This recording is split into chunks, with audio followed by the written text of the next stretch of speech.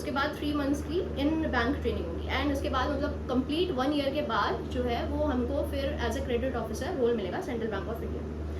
MBA करने के बाद प्राइवेट जॉब के लिए भी तुम एलिजिबल हो जाते एंड गवर्नमेंट एग्जाम्स तो तुम कभी भी दे सकते हो, ग्रेजुएशन के बाद भी यू कैन क्लियर। हाँ मतलब ग्रेजुएशन एटलीस्ट एक मतलब एक होनी चाहिए, ग्रेजुएट डिग्री होनी चाहिए। मतलब 12वीं पास वाला नहीं कर सकता? नहीं 12वीं पास वाला नहीं कर सकता। Government for specifically government job की बात कर रही हूँ बैंक की। वही है, सारे अलाउंसेस मिलते हैं जितने भी HRA DA ये सब। वो तो हमारे में भी होता था।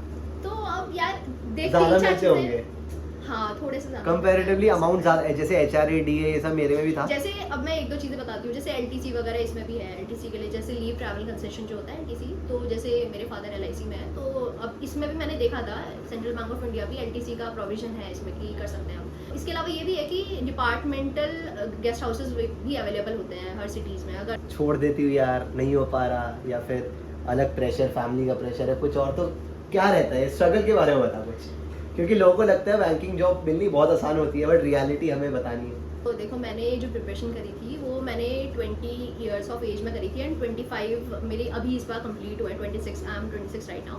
FCAT के लिए करा था मैंने, SSC के लिए करा था, SSB। हाँ और उसके अलावा मैंने दिए थे FCI के एग्जाम दिया था, FCI food corporation of India. तूने इसका भी करा था एग्जाम और ये सब? नहीं नहीं, अच्छा प्राइवेट का करा? प्राइवेट का मैंने RBI ग्रेड बी और RBI, हाँ RBI का तो मैंने दिया था क्योंकि RBI तो गवर्नमेंट बैंक है। जो हमें सब्जेक्ट्स पढ़ने होते हैं English, maths, reasoning, banking awareness and static banking awareness and current affairs, that is CA। Maths, reasoning, English in सब के मिला के मैं करीब 300 से 400 अभी तक मैंने मॉक टेस्ट लगा दिए होंगे। करंट अफेयर्स जो है इसमें इतनी ज़्यादा टफ लगती है मुझको क्योंकि रीज़न ये है कि कुछ भी आता नहीं है जो तुम पढ़ते हो।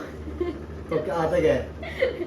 वही है ना, कहीं से भी आ सकता है उसमें कि वो बैंकिंग के अलावा और क्या कर सकता है इसी फील्ड में अगर उसको गवर्नमेंट जॉब ही चाहिए। FCAT का जो एग्जाम होता है ये रिलेटिवली इजी होता है। मैं बहुत ज़्यादा पढ़ नहीं पाती थी, मैं एक चीज़ ये बता दूं क्योंकि मैं घर के कामों में काफ़ी ज़्यादा बिजी रहा करती थी। So hi guys, welcome to another video. अभी मैंने रिसेंटली एक स्टोरी डाली थी कि मेरी बहन को गवर्नमेंट जॉब मिल गई है बैंक में। तो आप में से काफ़ी लोग पूछ रहे थे कि भाई क्या पोस्ट है उनकी, क्या नौकरी मिली है, कैसे मिली, क्या क्या चीज़ें थी। तो आज ना मैंने सारे लिस्ट ऑफ क्वेश्चंस बना लिए। Me being from a private bank, मैंने तो तुम लोगों को सब कुछ बता दिया था, बट गवर्नमेंट बैंक का पॉइंट ऑफ व्यू कैसा रहता है, क्या रहता है, उसके लिए वी हैव निक्की। तो मेरे लिस्ट ऑफ क्वेश्चन में तो मैं बता देता हूँ क्या है, तो जिससे आपको थोड़ा ईजी हो जाएगा कौन से पार्ट में जाना है, कैसे कैसे वीडियो देखनी है, उसमें हेल्प हो जाएगी। तो पहला क्वेश्चन है क्या बनी है, इसकी पोस्ट क्या है। दूसरा कि सबसे पहले तो कैसा लग रहा है और ये बताना। थर्ड, किस एज से आप पढ़ाई स्टार्ट कर सकते हो और मिनिमम एज क्या होनी चाहिए बैंक एग्जाम्स क्लियर करने के लिए। चौथा, मिनिमम क्वालिफिकेशन क्या है। पांचवा, सैलरी ब्रैकेट क्या है, लोएस्ट कितना रहता है, हाईएस्ट कितना जा सकता है इस एज ग्रुप में। सिक्स्थ, क्या कि पर्क्स क्या है आपके, गवर्नमेंट बैंक में क्या पर्क्स है और वो प्राइवेट बैंक से डिफरेंट क्या है। फिर कुछ हमारे टेक्निकल क्वेश्चन या फिर इन डेप्थ क्वेश्चन है विच इज़ कि जॉब डिस्क्रिप्शन क्या है, स्ट्रगल क्या रहते हैं बैंकिंग जॉब के लिए गवर्नमेंट वाली, कि क्या स्ट्रगल्स हैं, क्या क्या फेस करना पड़ता है। उसके अलावा एग्ज़ाम्स कौन से होते हैं, कॉम्पिटिटिव एग्ज़ाम्स क्या क्या होते हैं, क्या क्या सिलेबस रहता है, किस किस टाइप की चीज़ें आप पढ़ते हो, क्या क्या होता है यूजुअली। उसके अलावा बैंकिंग अवेयरनेस, करंट अफेयर्स उसके बारे में पता होना चाहिए, ये वो। फिर पेशेंस कितनी ज़रूरी है, परसिस्टेंस कितना ज़रूरी है, कंसिस्टेंसी कितनी ज़रूरी है, और इन सब के बारे में फेलियर कितनी ज़रूरी है, सक्सेस में क्या रहता है, फेलियर में क्या रहता है, फोकस कैसे होना चाहिए, और other options aside these exams, और कितना टाइम लगा ये कॉम्पिटिटिव एग्ज़ाम्स निकालने में। तो I think these are some of the basic question जिससे आप लोगों को थोड़ा आइडिया लग जाएगा। तो सबसे पहला क्वेश्चन, तो क्या बनी है, थोड़ा अपने डिस्क्रिप्शन के बारे में बता। ओके, सबसे पहले तो थैंक यू सो मच कि आपने मतलब देखा, ये वीडियो देख रहे हो आप। एंड मैं सबसे पहले ये क्लियर करना चाहूँगी कि मैं एलिजिबल नहीं हूँ मैं इतनी सारी चीज़ें बताने के लिए। मतलब पहली मेरी जॉब है एंड गवर्नमेंट जॉब लगी है पहली मेरी, एंड इससे पहले मेरी जॉब लगी थी बट मैंने वो ज्वाइन नहीं किया था, तो मेरी पहली जॉब है। एंड क्या क्वेश्चन था तेरा? तो मैंने क्वेश्चन तेरे से पूछा कि तू बनी क्या है, तेरा वो क्या है, जॉब डिस्क्रिप्शन क्या है। मेरा रोल क्रेडिट ऑफिसर का है। ये सेंट्रल बैंक ऑफ इंडिया में थ्रू PGDBF, तो ये एक प्रोग्राम होता है जो इसी बार specifically central bank of India ने निकाला था। एंड PGDBF है post graduation and diploma in banking and finance. तो through this we are getting recruited in central bank of India in the role of credit officer. Okay, तो ये चीज़ है। Then अब इसमें रोल जो है वो क्रेडिट स्पेसिफिक रोल होगा, मतलब इसमें जैसे पीओ लेवल का मतलब ऑफिसर ग्रेड 1 लेवल होता है, बट इसमें थोड़ा सा जो काम है वो पीओ से थोड़ा हटके है। जैसे पीओ जो होते हैं वो सारे काम करते हैं, ओवरऑल सब फील्ड्स में करते हैं, उनका हाथ रहता है, बट क्रेडिट ऑफिसर का थोड़ा स्पेसिफिक लोन वगैरह से लोन रिकवरी एंड ये सब चीज़ें उनका उसमें आता है, ठीक है, इसी चीज़ के लिए पढ़ा जाता है। तो यही मेरा जॉब डिस्क्रिप्शन है, बट इसमें ये है कि इसमें 9 मंथ्स की ट्रेनिंग होगी हमारी, मणिपाल यूनिवर्सिटी बैंगलोर में भी है। उसके बाद 3 मंथ्स की इन बैंक ट्रेनिंग होगी, एंड उसके बाद मतलब कंप्लीट 1 ईयर के बाद जो है वो हमको फिर as a credit officer role मिलेगा सेंट्रल बैंक ऑफ इंडिया। तो ये इसका जॉब डिस्क्रिप्शन। तो basically Nikki is credit officer in CBI. CBI है सेंट्रल बैंक ऑफ इंडिया, दूसरा वाला सीबीआई नहीं, ठीक है। तो कैसा लग रहा है इतनी मेहनत के बाद?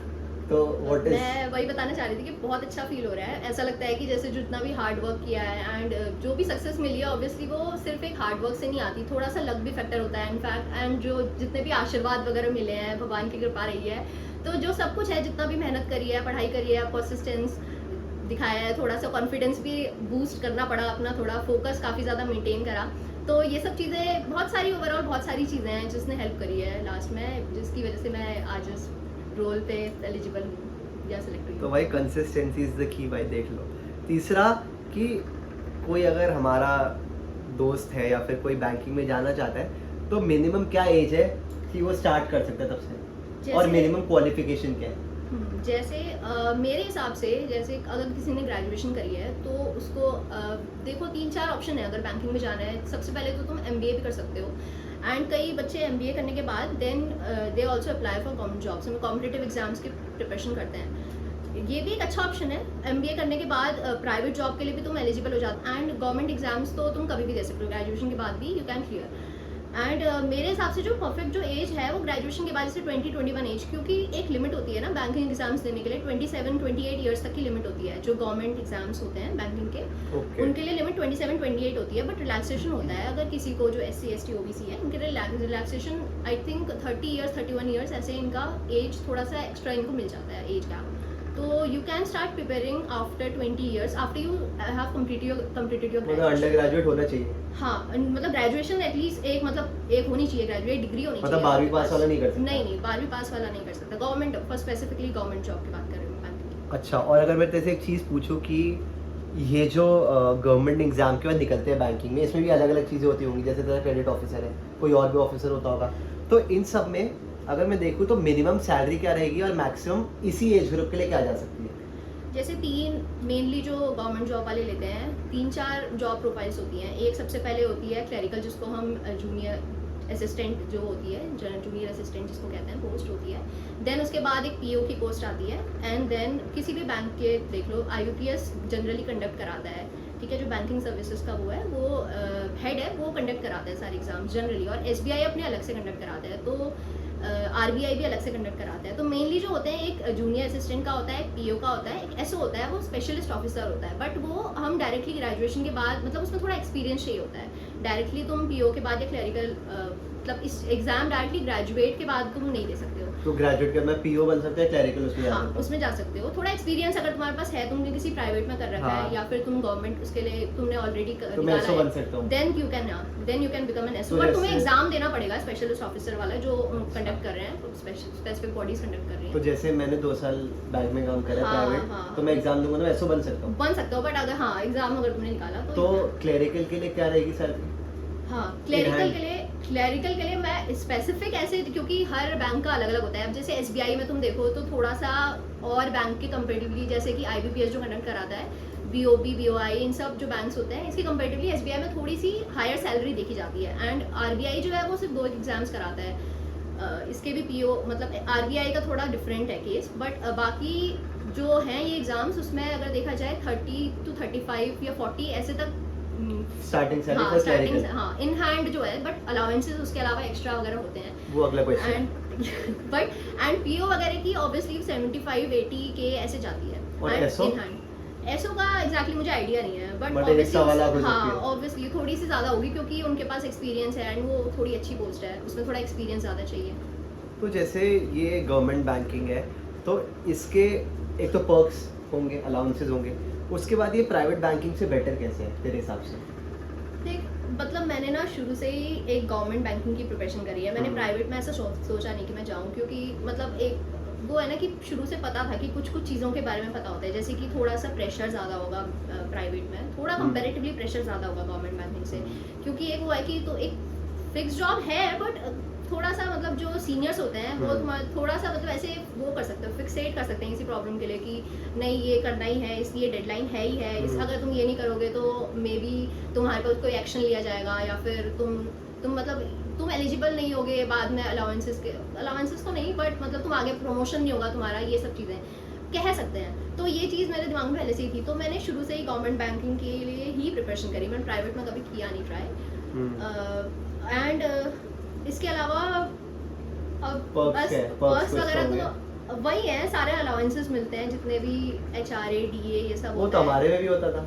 तो अब यार ज़्यादा मिलते होंगे, हाँ थोड़े से ज़्यादा कंपैरेटिवली अमाउंट ज़्यादा, जैसे HRA DA ये सब मेरे में भी था। जैसे अब मैं एक दो चीज़ें बताती हूँ, जैसे LTC वगैरह इसमें भी है, LTC के लिए जैसे लीव ट्रैवल कंसेशन जो होता है LTC, तो जैसे मेरे फादर LIC में है, तो अब इसमें भी मैंने देखा था सेंट्रल बैंक ऑफ इंडिया भी LTC का प्रोविजन है इसमें कि कर सकते हैं हम। और इसके अलावा ये भी है कि डिपार्टमेंटल गेस्ट हाउसेस भी अवेलेबल होते हैं हर सिटीज़ में, अगर तुम किसी सिटी में ट्रैवल करना चाहते हो तो डिपार्टमेंटल गेस्ट हाउसेस में फ्री में रह सकती है? फ्री में नहीं, थोड़ा सा चार्ज होता है, मिनिमम चार्जेस होते हैं, but departmental guest houses her cities में अवेलेबल होता है अगर तुम रहना चाहो। तो ये कुछ कुछ चीज़ें हैं एक्स्ट्रा अगर तुम एक प्राइवेट उसके कंपैरेटिवली देखो। तो हमें पर्क्स तो पता चल गए, अब ये समझ लेते हैं वो पर्क्स पाने के लिए स्ट्रगल क्या करी है निक्की ने। तो कितने टाइम का स्ट्रगल था, और कभी ऐसा भी फील हुआ कि छोड़ देती हूँ यार नहीं हो पा रहा, या फिर अलग प्रेशर, फैमिली का प्रेशर है कुछ और, तो क्या रहता है स्ट्रगल के बारे में बता कुछ, क्योंकि लोगों को लगता है बैंकिंग जॉब मिलनी बहुत आसान होती है, बट रियलिटी हमें बतानी है। मेरे हिसाब से तो देखो, मैंने जो प्रिपरेशन करी थी वो मैंने 20 ईयर्स ऑफ एज में करी थी, एंड 25 मेरी अभी इस बार कंप्लीट हुआ है, 26 आई एम 26 राइट नाउ। तो मेरी मतलब 21 जैसे 2020 में मेरा हुआ था, तो मैं उस टाइम 21 ईयर्स की थी, मेरा जो ग्रेजुएशन हुई थी, तो 21 ईयर्स से लेकर 25 ईयर्स तक मैंने प्रिपरेशन करी है। देखा जाए अगर सिर्फ इसी के लिए नहीं करी है मैंने ना, पहले FCAT वगैरह के एग्जाम्स भी दिए थे, एयरफोर्स कैट एग्जामिनेशन जो होता है उसका कॉमन एडमिशन टेस्ट, वो दिया था। देन उसके बाद मैंने 2 साल दिया था, but I couldn't clear the SSB। But उसके बाद फिर उसके बाद मैंने SSC एग्ज़ाम भी दिया था, that is state service commission, वो एग्ज़ाम भी दिया था मैंने। एंड उसके अलावा फिर उसके बाद मैंने 2 साल पहले से मतलब फोकस होकर बैंकिंग के लिए प्रिपरेशन करनी शुरू करी है। मैं पहले भी SSC के टाइम से दे रही थी बैंकिंग एग्जाम्स, बट बैंकिंग की जो प्रॉपर फोकस होकर जो पढ़ाई थी वो मैंने अभी 2 साल पहले तो 2023 से, हाँ I was doing multiple exams, हाँ। बट अभी 2 साल से मैं फोकस होके बैंकिंग की प्रिपरेशन ज़्यादा अच्छे से कर रही थी 2023 से, क्योंकि ना एक बात वो है कि जैसे जो सब्जेक्ट्स वगैरह होते हैं वो थोड़े से डिफर करते हैं। SSC के देखो अगर FCAT का तो सब्जेक्ट काफ़ी डिफरेंट है, सब्जेक्ट मैटर, एंड उसके अलावा बैंकिंग में एक स्पेसिफिक जो चीज़ है जो अभी क्वेश्चन भी होगा, बट मैं वैसे बता दूँ, बैंकिंग अवेयरनेस एंड CA जो करेंट अफेयर्स होती है ये काफ़ी डिफरेंट होती है बैंकिंग की SSC से और इन सब से।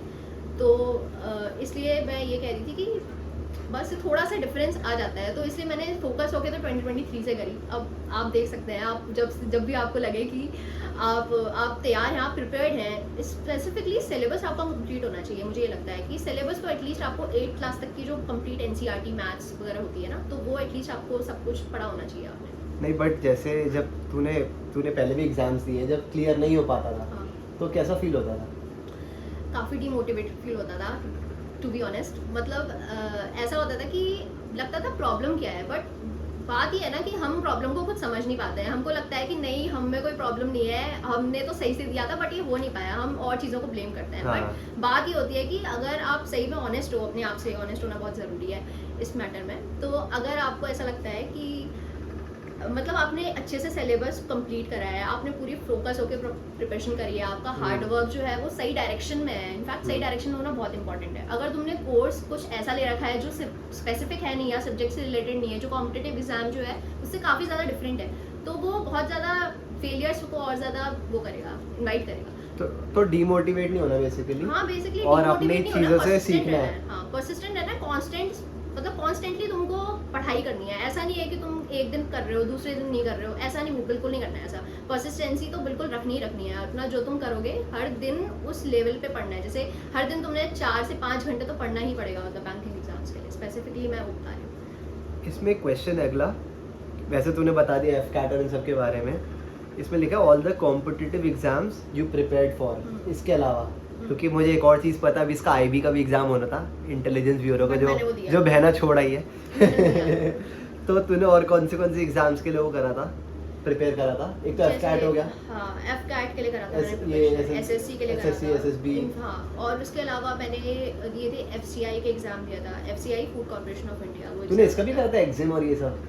नहीं, नहीं। अच्छा, प्राइवेट का करा ही नहीं? प्राइवेट का मैंने आरबीआई ग्रेड बी और आरबीआई, हाँ आरबीआई का तो मैंने दिया था क्योंकि आरबीआई तो गवर्नमेंट बैंक है, बट उसका भी जो एक आरबीआई का एक जो ऑफिसर वाला लेवल का होता है ना एग्जाम, वो वाला मैंने नहीं दिया क्योंकि उसके लिए बैंकिंग स्पेसिफिक काफ़ी ज़्यादा पढ़ना पड़ता है। फाइनेंशियल अवेयरनेस तो आती है उसमें, फाइनेंशियल स्टैटिक वाली भी आती है, बैंकिंग अवेयरनेस जो होती है ना स्टैटिक वाली काफ़ी ज़्यादा आती है, उसमें फाइनेंशियल नॉलेज चाहिए होती है, तो वो थोड़ा ज़्यादा पढ़ना पड़ता है उसके लिए। तो मैंने आरबीआई का ऑफिस असिस्टेंट जो था वो वाला एग्जाम दिया है। और एसबीआई? एसबीआई तो मैंने दिया है। एसबीआई का एग्जाम होता है? एसबीआई के भी दोनों एग्जाम होते हैं, 2 एग्जाम कंडक्ट कराता है एसबीआई, एक यही जूनियर असिस्टेंट का और एक पीओ लेवल। तो तूने वो भी दिया? दोनों दिया। तो तूने एयरफोर्स को, नेवी में भी उसके लिए भी करा था? तो मैंने करा था ना, 2 साल करा था, बट एसएसबी नहीं हुआ था मेरा। ओह, और ये आईएएस यूपीएससी? नहीं, वो मैंने यूपीएससी नहीं छुआ? वो हिम्मत नहीं हुई कभी मेरी। यार एक बात बताओ, यूपीएससी मैंने शुरू करा था, बट फिर पता नहीं यार क्या हुआ, कोविड के टाइम पे शुरू करा था मैंने अपने अंडरग्रेड के बाद। इंडियन पॉलिटी की किताब लेकर आया था मैं, मोटी सी, तुझे याद होगा शायद, तू भी घर आई थी उस टाइम। मुझे सब अच्छा लगता था, इतने मैं नोट्स बनाता था। फिर बताऊंगा उसकी कहानी, बहुत लंबी कहानी है उसकी। तो सिलेबस और subjects related to banking specific, तो इसके बारे में बता कि क्या तूने पढ़ा और बैंकिंग स्पेसिफिक क्या पढ़ना चाहिए, कहाँ से पढ़ना चाहिए, कुछ गाइडेंस। हाँ, जैसे कि बैंकिंग में अगर तुम 3 राउंड होते हैं, कई सारे एग्जाम्स में 2 राउंड भी होते हैं, जैसे जूनियर असिस्टेंट जो है तो इसमें 2 राउंड होते हैं। एक नॉर्मल पहला टियर 1 राउंड होता है जिसमें ऑब्जेक्टिव क्वेश्चंस आते हैं, मल्टीपल चॉइस क्वेश्चंस आते हैं, एंड सेकंड वाला जो राउंड होता है ये डिस्क्रिप्टिव पेपर होता है, डिस्क्रिप्टिव होता है, बट इसमें डिस्क्रिप्टिव भी होता है एंड मल्टीपल चॉइस भी होता है। इसमें डिस्क्रिप्टिव में ऐसे वगैरह आता है, लेटर राइटिंग आती है, एंड ऑब्जेक्टिव भी बोल सकते हैं इसको, ऑब्जेक्टिव भी होता है, डिस्क्रिप्टिव भी होता है, दोनों चीज़ होती है टियर 2 में। एंड इसमें इंटरव्यू राउंड नहीं होता क्लरिकल में। एंड जो सेकंड वाला होता है दैट इज पीओ, तो उसमें 3 राउंड होते हैं। सबसे पहला राउंड जिसमें एमसीक्यूज वगैरह आते हैं, सेकंड राउंड जिसमें डिस्क्रिप्टिव एमसीक्यूज दोनों होते हैं, देन इसमें थर्ड राउंड इंटरव्यू का जो होता है। कई सारे एग्जाम्स में वो भी होता है, ग्रुप डिस्कशन वगैरह भी करते हैं। तो अब जैसे सब्जेक्ट स्पेसिफिक मैं बताऊं, जो हमें सब्जेक्ट्स पढ़ने होते हैं English, maths, reasoning, banking awareness and static banking awareness and current affairs, that is CA. तो ये सब चीज़ें हैं, 5 चीज़ें कह सकते हो, 5 चीज़ें हैं। अब मैंने जैसे मैं अपना अगर स्पेसिफिकली बताऊं तो मेरी इंग्लिश मतलब ठीक थी, मीडियम टू कह सकता है कि काफ़ी मतलब ठीक थी। मैंने ऐसे बहुत ज़्यादा पढ़ा नहीं इंग्लिश को, बट मैंने मॉक टेस्ट बहुत सारे लगाए इंग्लिश के। एंड मैथ्स वगैरह में तो सिलेबस करना बहुत इंपॉर्टेंट है, अच्छे से सिलेबस कंप्लीट होना चाहिए तुम्हारा, एंड बहुत ज़्यादा रिगरस प्रैक्टिस चाहिए मैथ्स में, क्योंकि ना कॉम्पिटिटिव जो ये बैंकिंग का स्पेसिफिक कॉम्पिटिटिव एग्जाम है, तो इसमें मैथ्स और रीजनिंग, इसमें एक्यूरेसी प्लस स्पीड, ये दोनों चीज़ें बहुत ज़्यादा इंपॉर्टेंट है। तो अगर सबसे पहले ना धीरे धीरे करते करते तुम्हें आती है एक्यूरेसी, धीरे धीरे प्रैक्टिस करते करते एक्यूरेसी आती है। जब एक्यूरेसी तुम्हारी सही हो जाती है उसके बाद तुम स्पीड पे सेकंड चीज़ स्विच करो। अगर तुम्हारी एक्यूरेसी सही नहीं है और तुम स्पीड पे जाओगे ना, तो वो तुम्हारी गड़बड़ हो जाएगी, फिर मिसमैच हो जाएगा, फिर तुम्हारे दिमाग में चल रही होगी वो चीज़, पर तुम लिख नहीं पाओगे उस टाइम पर। तो ये चीज़ मैंने पर्सनली बहुत एक्सपीरियंस करी है। मेरे दिमाग में आ जाती थी कैलकुलेशन, बट मैं वहाँ पर सॉल्व नहीं कर पाती थी, वो सॉल्व नहीं हो पाता था इतनी जल्दी, तो वो बहुत प्रॉब्लमेटिक चीज़ हो जाती है। तो मतलब एक्यूरेसी एंड स्पीड, इन चीज़ों पे बहुत ज़्यादा फोकस करना चाहिए, और लगातार मॉक टेस्ट वगैरह लगाते रहो, ठीक है। जैसे मैं वैसे बता नहीं रही हूँ, बट मैंने जो मॉक टेस्ट वगैरह लगाए थे काफ़ी सारे, तो मैं ऐसे बताऊँ तो मैथ्स, रीजनिंग, इंग्लिश, इन सब के मिला के मैं करीब 300 से 400 अभी तक मैंने मॉक टेस्ट लगा दिए होंगे कंप्लीट। मतलब ऐसा नहीं है कि मैं फुल मॉक टेस्ट देती थी, सेक्शनल मॉक भी होते थे उसमें, सब्जेक्ट स्पेसिफिक भी होते थे। एंड फिर उसके बाद में रीजनिंग का भी सेम चीज़ है, स्पीड एंड एक्यूरेसी दोनों चीज़ होनी चाहिए, ठीक है। और उसकी भी मतलब रिगरस प्रैक्टिस चाहिए, क्योंकि जो पहला राउंड होता है इसमें मैथ्स एंड रीजनिंग इतनी टफ नहीं आती, मतलब मीडियम लेवल होता है उसका, बट जो सेकंड पेपर होता है उसमें काफ़ी अच्छे लेवल का आना चाहिए। उसमें फंडामेंटल जो तुम्हारी नॉलेज है ना वो भी टेस्ट होती है, एंड एक्यूरेसी एंड स्पीड दोनों चीज़ें टेस्ट होती है, ठीक है। ये चीज़ हो गई। एंड देन बैंकिंग अवेयरनेस और सीए। तो अब देखो, जैसे मैंने जो सबसे पहले गलती करी थी, मैं अभी बता दूँ, मैंने शुरू से सीए करंट अफेयर्स नहीं पढ़ी थी। मैंने लास्ट के टाइम पर ही मैं सीए पढ़ती थी, करंट अफेयर्स पढ़ती थी, और उसकी वजह से मुझे स्पेसिफिकली याद नहीं होती थी चीज़ें जो चल रही होती थी करंट अफेयर्स वाली ना। बैंकिंग अवेयरनेस तो तुम्हें एक बार तुम्हें पढ़ना है, ऐसे बार बार तुम्हें पढ़ना नहीं है। तुम्हें एक बार तुम कंप्लीट बैंकिंग अवेयरनेस पढ़ लो, उसके बाद हाँ। तुम्हें बस वो रिवाइज करना होता है लास्ट टाइम पे। अच्छा। बट जो करंट अफेयर्स है वो वो तुम्हें तो चेंज होते रहते हैं, चेंज होता रहता अपडेट है होते हर रहते हैं। दिन, इतने सारे ऐसा लगेगा तुम कि पागल हो गए हो। बट वो तुम्हें बार बार रिवाइज करके बार बार रखना पड़ेगा, तुम्हारे पास कोई और ऑप्शन नहीं है। मतलब अगर तुम्हें एग्जाम निकालना है, और बात ये है कि करंट अफेयर्स जो है हाँ। इसमें इतनी ज़्यादा टफ लगती है मुझको, क्योंकि रीज़न ये है कि कुछ भी आता नहीं है जो तुम पढ़ते हो। तो क्या आता क्या है?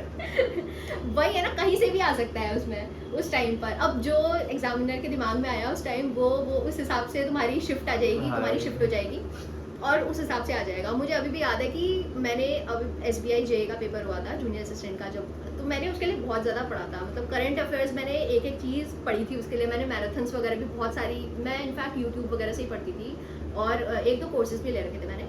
तो मैं लगातार उससे बहुत ज़्यादा पढ़ती थी। बट SBI JA वाले स्पेसिफिक में कुछ ऐसा आया नहीं GA से रिलेटेड जो मैंने पढ़ा था, और बहुत कम आया था। कुछ अलग ही क्वेश्चंस पूछे थे उनने, बहुत ही फालतू क्वेश्चंस जो मतलब रिलेटेड भी नहीं थे, उस टाइम के भी नहीं थे, वो 1-2 साल पहले पुराने थे। कुछ स्टैटिक क्वेश्चंस थे जो आ नहीं सकते, तो तुम्हें करंट अफेयर से कोई उनका नाता नहीं था।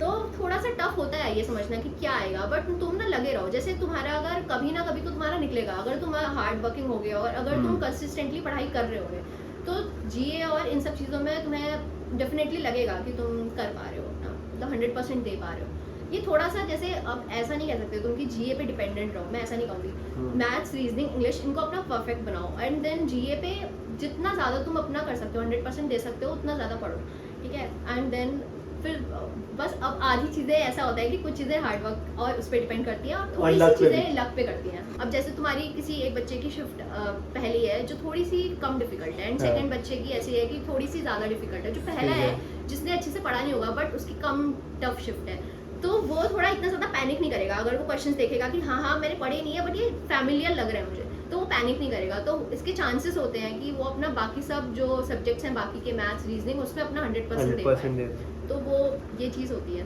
तो हमने बात करी अवेयरनेस की, सिलेबस की, बैंकिंग अवेयरनेस की, सिलेबस की, करंट अफेयर्स के बारे में, परसिस्टेंस और हमें कंसिस्टेंसी कैसे चाहिए। तो जैसे मान लिया यार कोई बैंकिंग का एग्ज़ाम दे रहा है और चल नहीं हो पा रहा उसका, तो उसके बाद और क्या ऑप्शन है कि वो बैंकिंग के अलावा और क्या कर सकता है इसी फील्ड में, अगर उसको गवर्नमेंट जॉब ही चाहिए। उसने सिलेबस कर लिया, उसने पढ़ाई करनी शुरू कर दी, तो उसी सिलेबस से वो और कहाँ फिट इन हो सकता है?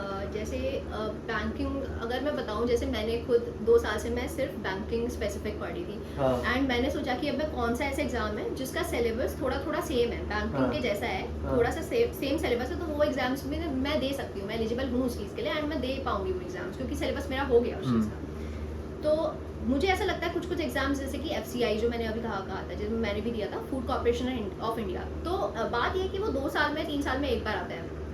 उसका शायद 2023 में हुआ था उसका पहले पेपर, एंड 2025 अभी शायद नवंबर-दिसंबर में, मेरी एक फ्रेंड है तो उसने बताया था कि शायद होगा नवंबर-दिसंबर के टाइम पे उसका नोटिफिकेशन आएगा, ठीक है। तो अब ये मुझे ऐसा लगता है कि इसका जो सिलेबस है वो काफ़ी मतलब कंपैरेटिवली इसमें पोस्ट काफ़ी ज़्यादा होती हैं, ठीक है। ये सेंट्रल गवर्नमेंट की है, एंड इसमें पोस्ट बहुत ज़्यादा होती है। इसमें 2 एग्जाम्स होते हैं, एक Tier 3 लेवल होता है, एक Tier 2 लेवल होता है, ऑफिसर ग्रेड Tier 2 लेवल। तो इसमें भी मतलब अब आप देख लेना जो भी जिस हिसाब से इसमें जो राउंड्स होते हैं, एंड ये मुझे एक एग्जाम लगा कि ये इसका जो सिलेबस होता है वो बैंकिंग से थोड़ा सा रिलेटेड होता है, ठीक है। एंड देन IB का जो है वो थोड़ा सा इसका, अब मैं आपको बताऊं कि जो मैंने अभी भरा था बट मैंने वो दिया नहीं क्योंकि मेरा इसमें हो गया था, देन मैंने अभी सोचा कि मैं उसको स्किप करती हूँ क्योंकि मुझे यहाँ बैंगलोर आना था। फिर IB का जो एग्ज़ाम है उसमें इंग्लिश, मैथ्स एंड रीजनिंग जो है, ये चीज़ें सब बैंकिंग से मिलती जुलती हैं, मतलब सिलेबस सेम है। बट इसमें जो GA वगैरह आती है ना, करंट अफेयर्स, और ये बैंकिंग वाली कम आएगी, मतलब इसमें कंप्लीट आएगी। इसमें SSC लेवल वाला होगा, जैसे कि हिस्ट्री, पॉलिटी, सिविक्स, ये सब कुछ जैसे UPSC में आप पूरा पढ़ते हैं, तो उस हिसाब से पूरा इसका सिलेबस होता है। ज्योग्राफी, बायो, ये सब कुछ आता है इसमें, ओके। तो इसकी जो ये जनरल अवेयरनेस और करंट अफेयर्स है, ये काफ़ी डिफरेंट होती है, बहुत वास्ट होती है इसमें, तो इसके लिए इसमें काफ़ी ज़्यादा पढ़ना पड़ता है। एंड ये एग्ज़ाम बट मुझे लगा कि थोड़ा सा ये मतलब एज दे सकता है, अगर आपने आपका सिलेबस मैथ्स, रीजनिंग और इंग्लिश में है, अच्छा खासा आपने प्रिपरेशन कर रखी है, तो आप एग्ज़ाम दे सकते हो। यही एग्ज़ाम्स हैं। और FCAT वगैरह भी अगर आप इसका जो FCAT जो पहला लेवल होता है ना, उसके बाद SSC होता है, SSB होता है, सॉरी, आई एम सॉरी। तो एफकैट का जो एग्ज़ाम होता है ये रिलेटिवली इजी होता है अगर आप वैसे देखोगे, क्योंकि टाइम लिमिट भी इसमें से बहुत ज़्यादा नहीं होती। इसमें शायद आई थिंक 2 घंटे का टाइम मिलता है एंड 100 क्वेश्चंस होते हैं जो आप आसानी से कर सकते हो, क्योंकि बैंकिंग में 100 क्वेश्चंस होता है और 1 घंटे का टाइम होता है। तो थोड़ा सा एक्यूरेसी और स्पीड तो बैंकिंग में ज़्यादा चाहिए होती है, बट एफकैट का रिलेटिवली पहला जो राउंड होता है वो आप क्लियर कर सकते हो अगर आप मतलब प्रिपरेशन उस लेवल की करो, सिलेबस कंप्लीट करो तो। And then if you are interested in मतलब आप आर्मी नेवी एयरफोर्स ज्वाइन करना चाहते हो तो आप दे सकते हो एग्ज़ाम्स, ठीक है। एंड ये एग्ज़ाम्स मुझे लगे, और काफ़ी सारे और भी होते हैं एग्ज़ाम्स, बट अब मैंने इसके अलावा और दिए नहीं, मतलब मुझे इस चीज़ का और ज़्यादा आइडिया नहीं एक है। चीज़ बता मुझे, मेरी क्यूरियोसिटी जाग रही है। एफकैट का एग्जाम देकर अगर मैं पास हो जाता हूँ, मैं क्या फाइटर पायलट बन सकता हूँ? हाँ, फाइटर पायलट बन सकते हैं उससे, है? बट वो ऐसे नहीं है कि डायरेक्टली तुम्हें फाइटर पायलट नहीं बनाएंगे, मतलब बन बट तुम सकते, एयर मतलब फोर्स में एफकैट इज द जाओगे। First step. हाँ, इसको क्लियर करना, उसके बाद जो भी एग्जाम के Exactly. स्पेसिफिक होते हैं। हाँ हाँ, मतलब एक स्पेसिफिक ऐसा भी नहीं है, वाह यार। तुम्हें एग्जाम वगैरह नहीं देने पड़ेंगे उसके बाद, बट वो है कि वो तुम्हें कुछ एक्सपीरियंस चाहिए हाँ, मैं होगा, समझ कुछ गया, सालों का, ट्रेनिंग उसके बाद व्रेनिंग करनी training पड़ेगी। होगी, हाँ। हाँ यार। तो एक लास्ट क्वेश्चन है हमारा, how much time to give for competitive exams? देखो जैसे मैं इस चीज़ में मैं नहीं बता सकती फ्रैंकली, क्योंकि ये आप खुद जानते हो कि आपको कितना ज़्यादा टाइम देना चाहिए, क्योंकि अब जैसे हर किसी की प्रिपरेशन अलग होती है, हर कोई अपना अलग अलग टाइम देता है पढ़ाई को। जैसे मैं अपना स्पेसिफिक बताऊं तो मैंने 2023 से अपनी प्रिपरेशन करनी शुरू करी थी बैंकिंग एग्जाम्स के लिए, तो 2 साल मैंने दिए, और इसके बाद मैंने मतलब इससे पहले वाला जो एग्ज़ाम था SBI जूनियर असिस्टेंट, तो उसमें मेरा नहीं हुआ था, तो उसके लिए मैंने काफ़ी ज़्यादा प्रिपेयर करा था। उसी टाइम पे अच्छी बात ये है कि इसका ये वाला एग्जाम भी हुआ था मेरा, सेंट्रल बैंक ऑफ इंडिया, तो उसकी जो मेहनत है वो यहाँ पर काम आई। अगर तुम देखो इस तरह से देखो, मेरे वो कुछ मार्क्स से आई थिंक 3 और 4 मार्क्स से वो रह गया था वो एग्जाम। एंड ऐसा कुछ नहीं है कि अगर आप किसी एक एग्जाम में नहीं पास हो पाते हो तो किसी और एग्जाम में भी नहीं हो पाओगे। ऐसा है ना कि किसी ना किसी एग्जाम में आप हो पाओगे, अगर आप प्रिपेयर एग्जैक्टली फोकस होके उसी चीज़ के लिए कर रहे हो। जैसे बैंकिंग स्पेसिफिक अगर आप पढ़ रहे हो, अब ये ना स्पेसिफिक होना ज़रूरी है। अगर आप ऐसे करोगे कि एक एग्जाम के लिए प्रिपेयर कर रहे हो, दूसरे के लिए भी कर रहे हो, तीसरे के लिए भी कर रहे हो, तो आपका दिमाग वही हो जाएगा कि आप किस में प्रिपेयर ज़्यादा अच्छे से एक्यूरेटली प्रिपेयर नहीं कर पाओगे किसी स्पेसिफिक एग्जाम के लिए। तो ये, और एज का मैं ऐसे कह नहीं सकती, क्योंकि हर किसी का अपना अपना एक्सपीरियंस है, अपना अपना स्ट्रगल है, अपना अपना हार्डवर्क होता है। तो आप अपने हार्डवर्क के हिसाब से आप देखिए कि आप कितना ज़्यादा उस चीज़ को परफॉर्म कर पा रहे हैं, कितने सारे आपकी प्रिपरेशन कितनी है। इनफैक्ट आपको ये जानना ज़्यादा ज़रूरी है, आप कितना ज़्यादा टाइम दे पा रहे हैं उस चीज़ को पढ़ने में।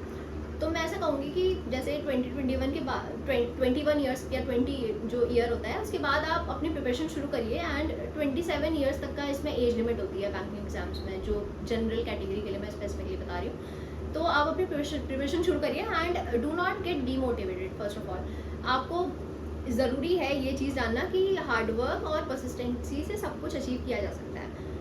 And I am also a live example of that, क्योंकि मैं बहुत ज़्यादा पढ़ नहीं पाती थी। मैं एक चीज़ ये बता दूँ, क्योंकि मैं घर के कामों में काफ़ी ज़्यादा बिजी रहा करती थी। ऐसा नहीं है कि मैं सारे घर के काम करती थी, ऐसा नहीं है कि मैं सारे घर के काम करती थी, बट थोड़ी थोड़ी चीज़ें ऐसे हैं, जैसे घर में कभी बर्तन धोना, कभी कुछ कपड़े धोना, खाना वाना बनाना, बढ़िया कुछ बढ़िया चीज़ें गोल ऐसी गोल होती हैं। रोटियां जो हम खाते हैं हम। कुछ ऐसी चीज़ें होती है जो तुम पूरा टाइम दे नहीं पाते हो, और तुम्हें काफ़ी ऐसा उस टाइम लगेगा कि कितना ज़्यादा डिस्ट्रैक्शन हो रहा है, बट ऐसा नहीं है। अगर तुम्हें डिस्ट्रैक्शन है तब भी तुम पढ़ सकते हो, और तुम उसमें भी तुम अच्छे मार्क्स लाके या फिर तुम कॉम्पिटिटिव एग्जाम्स निकाल सकते हो। तो do not get demotivated and preparation करते रहो, एंड बस यही है। नहीं ठीक है ऑल द भाई, बेस्ट फॉर योर काफ़ी जर्नी। काफ़ी अच्छे वे में निक्की ने सब कुछ बता दिया। हमने आई थिंक मेजर क्वेश्चंस जो मेरे और निक्की के दिमाग में थे हमने वो डिस्कस करे। अगर आपका कोई भी क्वेश्चन है जो आप इंडस्ट्री स्पेसिफिक या बैंकिंग स्पेसिफिक पूछना चाहते हो, वो एक बार कमेंट्स में डाल देना। होपफुली जब मैं पूछ पाया तो तेरे से पूछ लूंगा। नहीं, मैं आई विल डेफिनेटली रिप्लाई। तू रिप्लाई कर दे कमेंट्स पे। हाँ, रिलेवेंट अगर आपके कोई क्वेश्चंस होंगे इस चीज़ से रिलेटेड, बैंकिंग एग्जाम से related, and if I would be having the knowledge of that, I will definitely give answers to them. And हाँ बस ठीक है। नहीं बोल रहे, तो कुछ बोल रही थी। बस मैं यही कह रही थी कि देखो फेलियर्स सब सबकी लाइफ में आते हैं। ऐसा मत सोचना कभी भी कि बस तुम ही फेलियर हो, ऐसा कुछ नहीं है। मैंने अब देखा जाए तो 2021 से मैं प्रिपेयर कर रही थी, एंड उसके बाद से मैं अगर देखा जाए, जब हर कोई पूछता था कि अच्छा ये वाला भी नहीं हुआ, ये वाला भी नहीं हुआ, बट रिश्तेदार उस टाइम बहुत ज्यादा डिमोटिवेटेड फील होता है, घर और वाले, तुम्हें ऐसा लगता है रिश्तेदार। बताने का कि तुम्हें बताने का मन करता है कि हो जाएगा लोग क्या तुम खुद को कहेंगे? बताते हो, तुम खुद को ये समझाते हो कि तुम्हारा हो जाएगा, और उस टाइम तुम्हें डिमोटिवेटेड देखो यार एक चीज़ है, बट तुम प्रिपरेशन करते रहो। मैं एक चीज़ बोलूँगा, उससे कंक्लूड करूँगा कि लोग जो बोले उस पे मत जाना, कुछ तो लोग कहेंगे, लोगों का काम है कहना। ये बहुत अच्छा गाना भी है। तो आप बस मेहनत करते रहो, भगवान पे भी छोड़ दो, लक भी साथ होता है, but at the end hard work का कोई सब्स्टिट्यूट नहीं है। हार्ड वर्क तो करना ही पड़ेगा भाई। अगर आप आंखें बंद करके सोच रहे नहीं भगवान जी करवा देंगे, लक मेरे साथ है, ऐसा नहीं होगा। तो मेहनत तो करनी पड़ेगी। हाँ, ये सेकेंडरी चीज़ है जो आपके फेवर में होंगी तो और बेटर है। तो ठीक है यार, thank you so much for watching the video. कोई भी अगर डाउट हो कमेंट्स में बता देना, एंड होपफुली ऐसी हम और वीडियोस बनाएंगे, ठीक है। अगर आप लोगों के ज़्यादा डाउट्स होंगे तो thank you so much for watching, do subscribe and like the video।